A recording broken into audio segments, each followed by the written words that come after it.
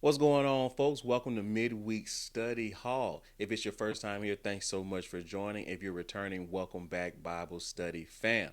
My name is Philip Godfrey, and Midweek Study Hall and Weekly Bible Study are both built off the scriptures in Matthew 6:33, where the Bible, actually the Messiah here is speaking. He tells us to seek ye first the kingdom of the Father and his righteousness, and all things shall be added unto you. So we gather every week, and we to do just that, to see, seek, and serve the kingdom of the Father.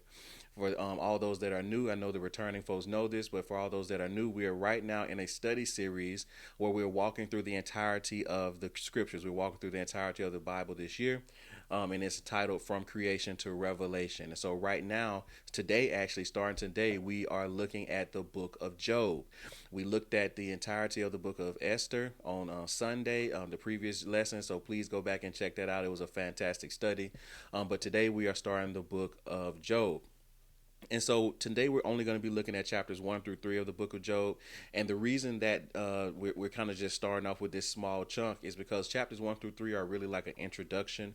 And I really wanted to follow the natural flow of the material in the chapter as we move throughout the study. So we'll be breaking down. We'll just kind of be looking at things within the natural flow as we go throughout the rest of the lessons, and that's why there are only a few chapters in this lesson, is a little bit quicker today. Just wanted to let orient you to kind of why we're doing what we're doing.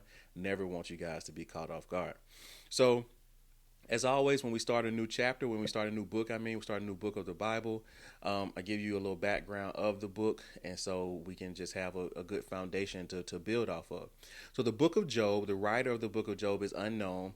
The time period that it's set in is somewhere in the book of Genesis, and the reasoning for that is due to the age of Job, the age that Job lived. He lived to be about 200 years old, and then so it believed the historians believe that he lived in the patriarchal age, which would have been like the days of Abraham, the days of Isaac, and Jacob, and all those things. So Job would have lived before Mosaic, the Mosaic law, and before the Exodus, and all those things. It would have lived in the book of Genesis, in the time period that the book of Genesis covers at some period. It is believed that he lived after, like Noah and the flood, and he lived after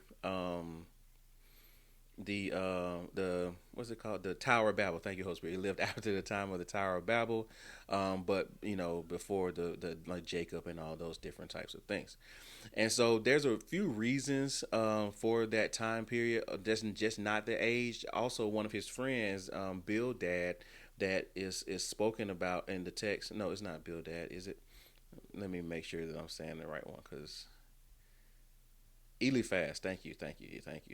Eliphaz is also noted as being the grandson of Esau in other places throughout the Bible.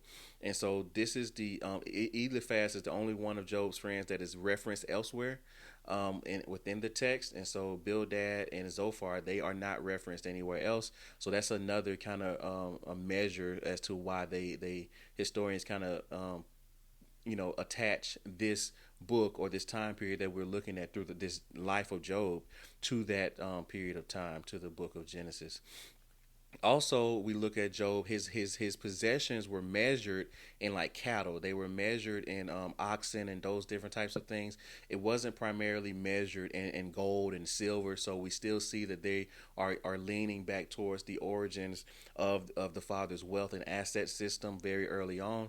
And so those are a few of the reasons for the time period that we believe the time period of the book of Job. As I told you guys when we looked at the book of Nehemiah and Ezra and Nehemiah. Those were, from a historical standpoint, from a time period standpoint, those were like the last books, time period wise, of the Bible. And now the remaining books that we'll be looking at, even the prophecies and all those things, will be pointing back to periods that we've already looked at. And so this is one example of that. The book of Job is talking about things that are going on in a very different time period from back in Genesis, which we haven't looked at since January. So the overall theme of the book of Job is really the testing of Job's faith, the testing of our faith as a people, and also the fact that Job is a good man who the father is allowing to suffer or allowing to be attacked by the enemy, allowing to do that, allowing to be tested in that way. And so what we see here is that the father's the testing that we see and the things that are allowed from the father aren't always due to sin or open doors or consequences in any of those things. Now, those are reasons that we do experience some of the struggles that we do in life, but Job shows us that those aren't always the case. All right, those aren't always the case, and we see that as well over in the New Testament when the Messiah is speaking to the Pharisees about the young man. I think his disciples asked him who sinned. The young man was blind, like who sinned, him or his parents? And Jesus tells him, he said, none of them have sinned, but this is for the glory of the Father. And so we see that everything isn't always a consequence of a bloodline or a consequence of decisions that you've made or sin or transgression or any of those things. I do believe that those things are much more prevalent these days, but that's not a conversation for today.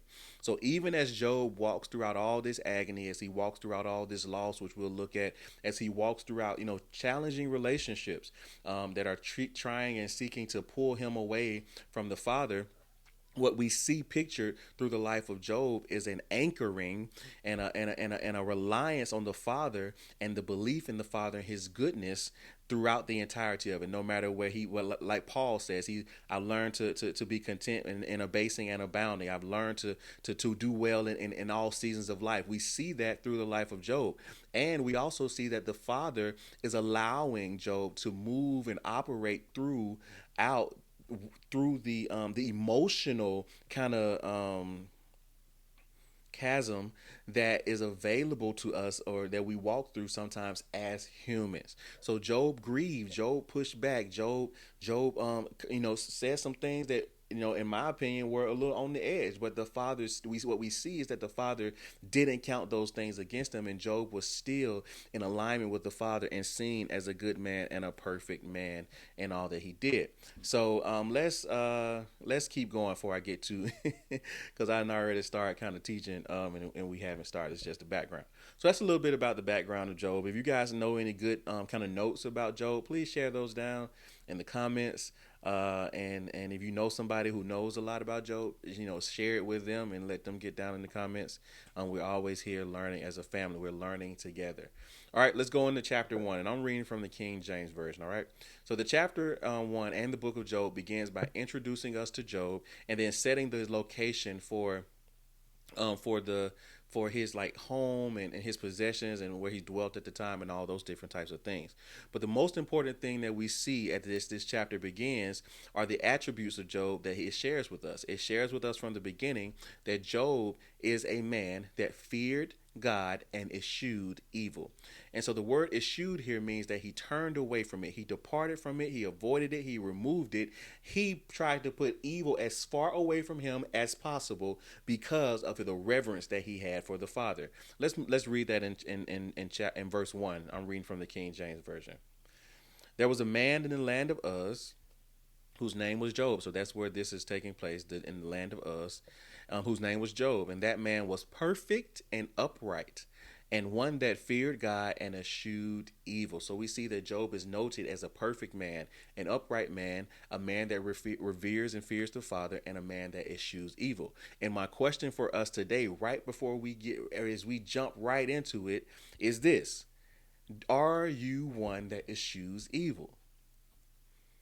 Can it be said of you, as it said of Job, that you are one that turns away from evil, departs from evil, avoids evil, removes it from your life, removes it from the spaces that you are in? Are you one?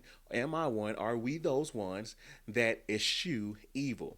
And we eschew evil because we revere the Father. We have such a high reverence and positioning of the Father in our life.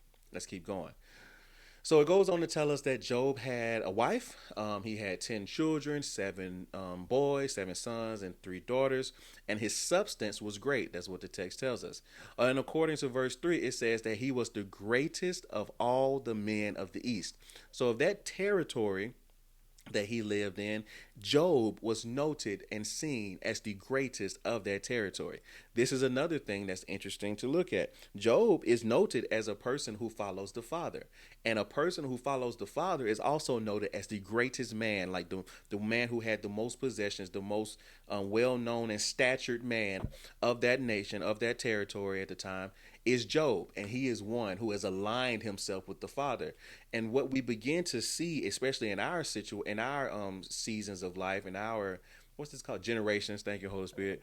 Is that you know the people who have aligned themselves with the Father aren't always known as the greatest in the areas. But we're changing that. I'm decreeing that right now, that if you're here and you're watching this Bible study, that you are one that will be known as the greatest of all those in your territory.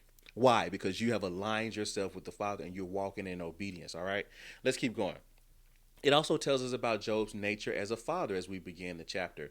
It tells us that he eschewed evil so much that he covered his children continually through burnt offerings, just in case they sinned against the father or cursed the father in their hearts. So Job is out here, just not only is he revering the father for himself, but he's also revering the father for his children and providing burnt offerings on a continual basis, just in case, as a pleasing aroma to the father, just in case his kids ever are out of line and are doing kind of wickedness. All right.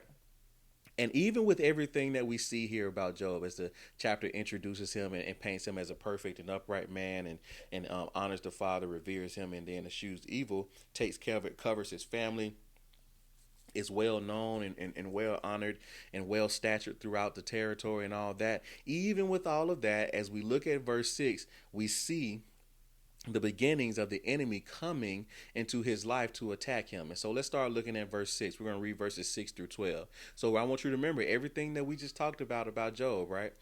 Now let's look at that in verse 6. It says, "Now there was a day when the sons of God," these would be like the angels and those of the heavenlies, those beings of the heavenlies, "when the sons of God came to present themselves before the Lord, and Satan came also among them." So he's available to attend these meetings, I guess. "And the Lord said unto Satan, Whence comest thou? Then Satan answered the Lord and said, From going to and fro in the earth, and from walking up and down in it. And the Lord said unto Satan, Hast thou considered my servant Job, and that there is none like him in the earth, a perfect and upright man, and one that feareth the Father and eschews evil? Then Satan answered the Lord and said, Doth Job fear God for naught? Hast not thou made a hedge about him and about his house and about all that he hath on every side? Thou hast blessed the work of his hands, and his substance is increased in the land.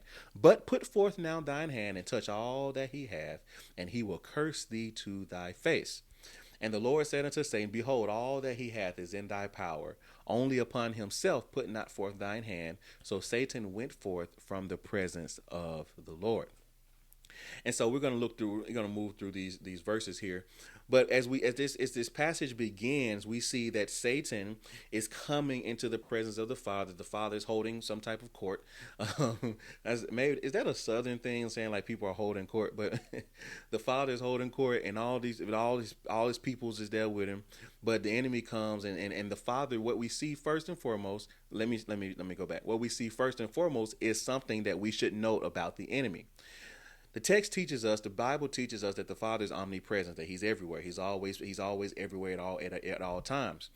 And we even see we see pictures of that with the Messiah, with the Son, and where he was in, even though he was human and he walked the earth, there were also times where he was, immediately from this place to another place, and he was walking through walls and doing things that people who have natural bodies aren't able to do. We also see that at the beginning of the book of Genesis, in Genesis 1:2, I believe, where it says, "In the beginning God created the heaven and the earth the earth was without form and void, and darkness covered the deep, and the Spirit of the Father hovered above the water." So we see also that the Spirit of the Father is available and present throughout the entirety of this realm at one point in time. But what we are seeing here, what we are being shown here through the text, is that the enemy is not doing that thing. It says that the enemy, Satan, he was going to and fro in the earth and walking up and down in it. So he's walking around. That means he's not everywhere at the same time. He's walking around. That's the first thing I want to pull out. You can spend some time with that on your own. And then we get down, and the father offers Job to the enemy for this type of testing. This is the same Job that the father just said was perfect and upright and that there was none like him. And here the father is offering that person, the perfect, upright, and none like him person, offering him to the testing and the trials and the attacks of the enemy. But there's always parameters. So the enemy is not allowed to do anything in Job's life unless the father says yes to it first, unless the father allows it first. And the same thing is true of you. The enemy is not allowed to do anything in your life. There is nothing allowed to come upon you or around you or near you unless the father gives it release. Thank you, Holy Spirit. Unless the father gives it release and allows it to happen in your life. I don't know about you, but this encourages me because that means that nothing ever catches him off guard. And if nothing catches him off guard, I can anchor myself when I'm caught off guard by the fact that he wasn't caught off guard by this thing. The fact that he isn't surprised by what's going on right here. And so we see that, and we're tying all these things back to the truth of the word. Because we see what the father's doing in the life of his people. So here through Job. And so we see that the father offered him, the father divinely protected him. And the first thing that the enemy tries to attack are Job's possessions, because he wants to show the father that Job actually only loves the father because the father has given him great possessions. And so he says, hey, if you have set a hedge about him, you have protected him. And that's a fantastic prayer to pray, 11 and 12. But you have set a hedge about him. You protected him. You've hedged about his house and all his cattle and everything that he has, and you have increased him, and that is the only reason that he's serving you. This is what the enemy's saying. So the father says, you know what, take all of his stuff. What does this show us? Many times when we come into alignment with the father, one of the first things that the enemy tries to attack are our possessions, which looks like for us today our finances. But what do we see shown here? Really, it was just the entry level attack, because the enemy is trying to show the father that Job cared more about this stuff that he gave him than he really did about him. And it's the same thing true of us. Are we only serving the father because he's been so good to us, because he's blessed us so greatly, because he's increased us in such measure? And these are the type of questions we should ask ourselves, especially when we get in seasons where we're being challenged and stretched within these areas financially and in these realms of our possessions. Let me keep going. I don't know how I got there so long. And so Satan tells him, hey, if you just remove all those things, he will curse you to your face. So the father gives him access. He says, yes, go right ahead. You can take all of his possessions. You can touch all the things around him, but you are not allowed to touch his body. You're not allowed to touch him personally. And so after this interaction, we see that the enemy goes forth and he's going out to accomplish this goal and proving the father wrong. I guess he didn't realize that the father can't lie and that nothing proves him wrong. So he is still trying to do that at this point in time. So he sets out to do these things, and it says in one day, the text tells us that in one day a day came and all these things happened. First, he learned that the Sabians, who were like a group of people, like a nation type of people, the Sabians had stolen all of Job's oxen. No, Job is learning this, okay? I'm just summarizing it for you. You can read it in the text. But the first thing it tells us that the Sabians stole all of Job's oxen and then killed those servants who were watching the oxen. And then there was one servant who escaped to come and tell Job what happened. And it says while he was listening to what the first servant was sharing, a second servant came and said that he heard the fire of God had fallen from heaven, he saw the fire of God fall from heaven and burn Job's sheep and servants and killed them. And he was the only one escaped. Then, while he's listening to the second servant, a third servant comes and tells him that the Chaldeans have come and taken his camels and killed those servants who were watching and keeping the camels. And while he's hearing the third messenger, a fourth one comes and tells him that his children were in a home, all 10 of them, and they were, having a good time, having a party of some sort, and the house fell on them in a windstorm, maybe like I guess like a tornado. I'm not sure, but some type of windstorm, and it killed them all. And so Job learns all of these things in rapid succession at the same time on the same day. That's my interpretation. If I'm wrong, please let me know. But he's learning all these things rapidly in a very short succession of time. And how do we see him respond to this? He has lost all of his cattle. He has lost all of his sheep, the things that would have been used for like clothing and things. He's lost his camels, and he's lost his children. He's lost his seed, all in the same day, all back to back. He's learning about all these things back to back. And what we see Job do, I believe, is very encouraging and should be encouraging to us.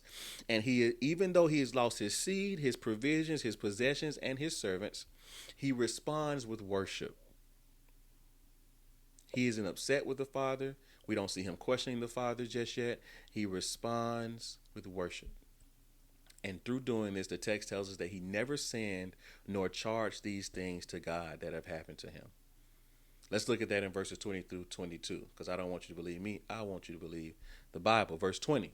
Then Job arose. So this is after all this has happened. Job arose and rent his mantle. So he tore his clothes. He shaved his head, which meant that he was like in mourning, like a state of grief. And he fell down upon the ground and worshiped, and said, Naked came he out of my mother's womb, and naked shall he return thither. The Lord gave, and the Lord hath taken away. Blessed be the name of the Lord. In all this, Job sinned not, nor charged God foolishly. So even in all of that, Job didn't sin, and we see him worshiping the Father and speaking and decreeing a blessing over the Father, even though he had taken away everything that he had, everything that was dear to him in some way at that point in time. Let's move on to chapter 2. And so in chapter 2, as we saw in chapter 1, Satan has been unsuccessful in getting Job to curse the Father. And so as chapter 2 begins, we see that Satan is once again in the presence of the Father, and he's asked about Job again. And so since the last time was unsuccessful, Satan was unsuccessful in this mission, he goes about it at a different way. He tells the Father this time, like, hey, the only reason that he didn't curse you is because you didn't touch himself. You didn't touch his own body. You didn't allow him to, like, put some disease or sickness or something on it. And so let's look at that in verses 1 through 6 and see Satan's and the Father's interaction this second time regarding Job. And there was a day when the sons of God came to present themselves before the Lord, and Satan came also among them to present himself before the Lord. And the Lord said unto Satan, From whence camest thou? And Satan answered the Lord and said, From going to and fro in the earth, and from walking up and down in it. So that whole, like, it happened in one day also shows us, like, the time, like, that the enemy is actually walking around, and he's not able to do things just at any point in time, at any point, like, from anywhere in the earth. Like, he was in that period, he was at that place messing with Job that one day, and all those things happened the same day. That's wow, I just got that revelation. So let's keep going. Verse 3. And the Lord said unto Satan, Hast thou considered my servant Job, that there is none like him in the earth, a perfect and an upright man, one that feareth God and escheweth evil? And still he holdeth, so he continues to hold fast his integrity, although thou movest me against him to destroy him without cause. So he's saying, even though you have provoked me, or you have made me to kind of come against him, or allow things to come against him, he continues to be full of integrity, and to honor me, and to revere me, and to serve me. And Satan answered the Lord, verse 4, and said, Skin for skin, yea, all that a man hath will he give for his life. But put forth now thine hand, and touch his bone and flesh, so touch his body with some type of sickness, and he will curse thee to thy face. And the Lord said unto Satan, Behold, he is in thine hand, but save his life. This shows us again that there are parameters and limitations to what the enemy is allowed to do in your life, in my life, in our lives through this life of Job. And so now the enemy has the opportunity, the ability, access to afflict Job with pain in his body and sickness, through sickness and disease of some sort, but he's not allowed to kill him. So we see after this that that Satan comes up again to mess with Job, and to kind of pick at him again, and this time he attacks him with boils all over his body. So he has like painful boils all over his body. And the text says that they were so painful that he scratched himself with pieces of pottery, so like sharp pieces of like clay, where he would break the like I'm imagining this, but he would break the like a vase or something, and he would take the broken pieces and scratch the balls because maybe they itched or something, or just it was soothing to scratch them. He would scratch them with that, and then he sat in ashes to soothe the pain. That's how much pain he was in. He was scratching himself with pottery and sitting in ashes and covering himself with ashes, the balls, to soothe himself and to get some relief from the pain. Similar to how now if people are itching, they like may put like some type of special lotion on to just get some relief from the itching. Very similar to that.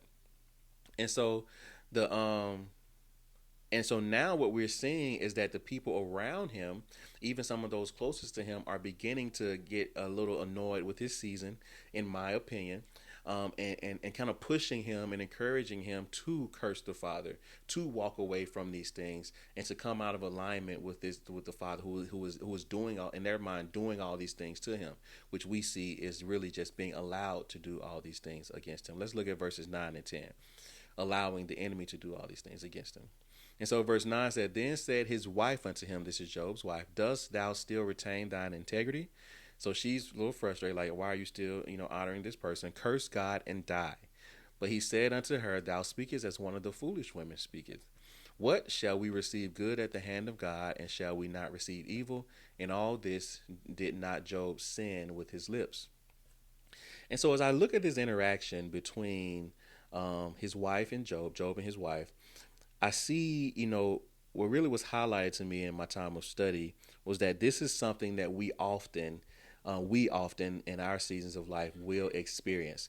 Is that when you're being obedient to the Father and you're serving the Father, and you've made a decision to, and you've cut off every other opportunity you made a decision to follow Him in His way and be obedient, then there will be seasons where it doesn't look as if you've been obedient. It looks as if you've been disobedient. It looks as if you have walked away from the Father. It looks as if you are the furthest thing from right standing with Him, even though you're right in the middle of His will for your life.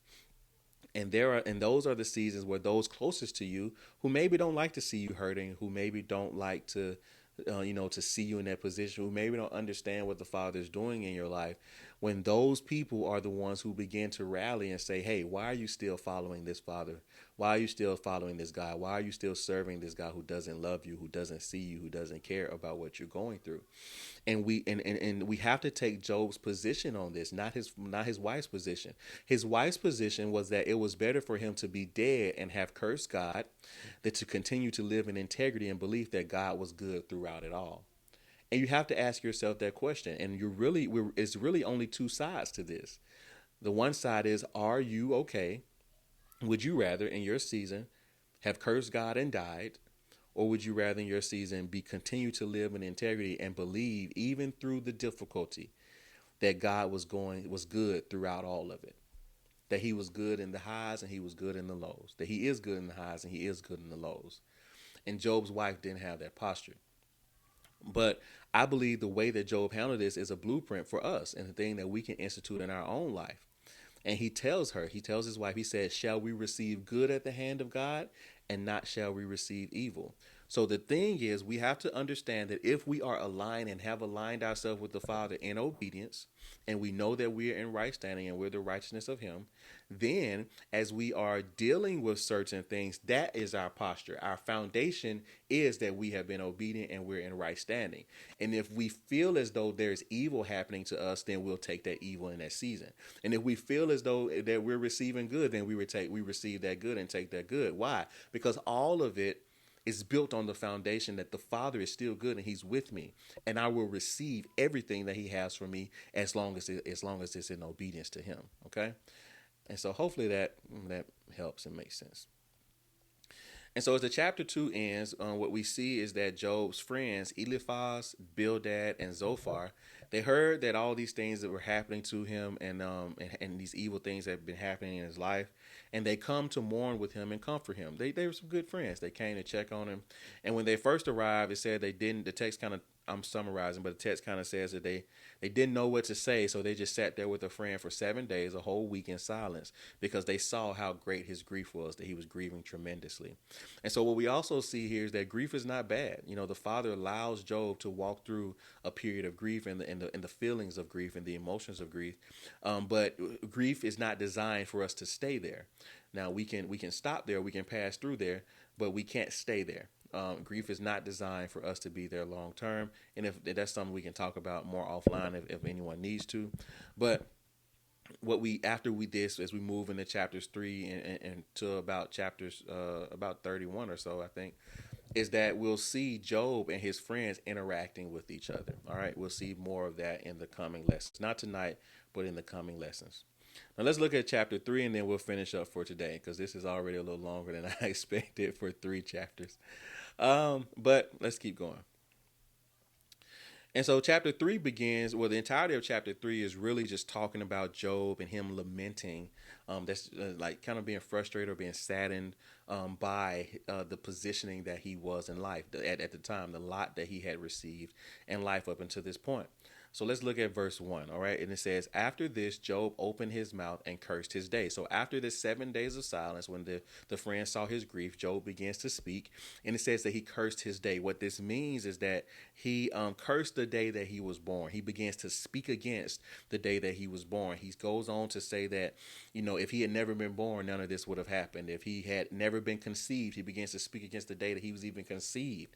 He begins to go back and he prayed that, why did his mother's breast satisfy him? Like, why was he reared? Why was he fed? Why was he grown up in such a way to receive and end up at this place in life, essentially? So he's just walking through the emotions of everything that has gone on around him. Some of us, like me, can read this and be like, man, it feels like he's like talking about God, talking bad about the situation. Like, how is it okay for him to be doing these things? And these are things that we don't understand. Well, I don't understand them, how the Father allows certain of these things to happen. Because if you talk to your parents like this, I don't know about you, if I just talk to my parents like this, I wouldn't be talking very long. And so, so it's just one of those things where we see that we can really approach the Father and have conversations in honesty and transparency, without like tipping over a line. As long as there's like some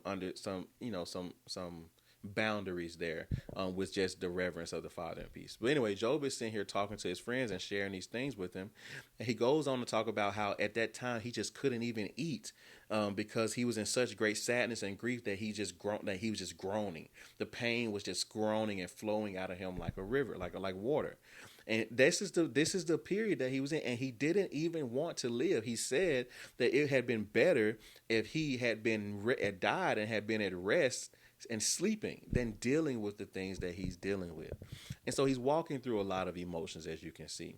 But what we see in verse 25 and 26 is interesting to me. This is an interesting statement that we see Job make. Let's read that. Verse 25 says, "For the thing which I greatly feared is come upon me," or the thing that he greatly feared is come upon him, "and that which he was afraid of is come unto him. He was not in safety, neither had he rest, neither was he quiet, yet trouble came." And so I'm not sure, the text never tells us that there were any open doors in Job's life. And I'm not sure if this is an open door or not. But what this does teach me is that fear is a magnet. Fear is a magnet in our lives. And so we must ensure that everything that we fear, we are placing at the feet of the Father. We are casting those things at the feet of the Father, because we do not want to look up and see the thing that we fear coming into our life. Job, perhaps he did all these things. He covered his children in the way that he did. He revered the Father in the way that he did, because he was afraid of ever coming to this place in life. Maybe that was the reason. We don't know. It doesn't really elaborate. But what we can take from this is that the thing that you fear, the thing that we fear, I do this in my own life. I ask that we release those things, that you spend time this week, the rest of this week, releasing those things to the Father and asking for his help in that area. Because when we fear things like you know, losing a job, or not having enough money, or hitting rock bottom, or sickness or disease, or any of those different types of things. What fear actually does, it fear like tethers you to that thing and then begins to reel it closer to you. So the more you idolize that thing in fear, the closer you are getting to it. Okay, that's the vision that I just got when I said that. And so really, when you fear something, you're pulling it to you.